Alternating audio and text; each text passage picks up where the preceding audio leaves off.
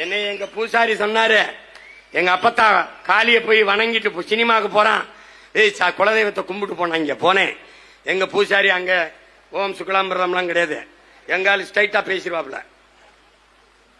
அதான் யாரு வந்திருக்கா பாருன்றப்ல. நம்ம பெரியமாட்ட சொல்லும்ல, யாரு வந்திருக்கா பத்தியா எடுத்துறாப்ல, யாரு வந்திருக்கா பத்தியா, உன் பேரன் சினிமாவுக்கு போறானா, சீமைக்கு, சென்னை கிடையாது சீமை, சீமைக்கு போறானா. இந்த பாரு காத்து கருப்பு அண்ட விடாம பிள்ளை கண்ணுக்களே வச்சு பாத்துக்க, கும்பிடுகடா கும்பிடுகடா, இந்த திருநீர் பூசிக்க பூசிக்க, உண்டியல போடுறா, எனக்கு ஏதாவது போட்டு போடா, போயிட்டு இவன் தான் அப்படி கிளம்பி வந்தவன். இப்ப காளியோட பேரனை பாத்தியா, என்ன ஆட்டம் ஆடுறான் பாத்தியா. அவன் வெறு காளி இல்ல, வீரமா காளியினுடைய பேரன். என்ன செய்வேன்னு எனக்கே தெரியாது, பாத்துக்க. என்னை சமாளிக்க முடியாதா, அவ்வளவுதான் சொல்லுவேன். என்னை நீ உண்மையில துறை என்னை சமாளிக்க முடியாது. ஏன்னா அறிவுபூர்வமான ஆக சிறந்த அரசியல் கோட்பாடுகளை உணர்வுபூர்வமாக என் இன மக்கள்கிட்ட கடத்துவேன்.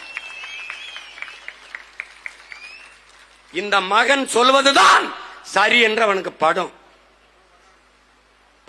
இவன் ஏமாத்த நினைப்பான், நான் அதை மாத்த நினைக்கிறேன். இவன் பதவிக்கு நிப்பான், நான் என் மக்களின் உதவிக்கு நிக்கிறேன். இவன் என் மக்களை வச்சு பிழைக்க வரான், நான் என் மக்களுக்காக உழைக்க படையை திரட்டி வாரேன். இவன் பணத்துக்கு வாரான், நான் பிறந்த பெருமை மிக்க தமிழர் என்கிற இனத்திற்கும் அதன் மானத்துக்கும் வாரேன்.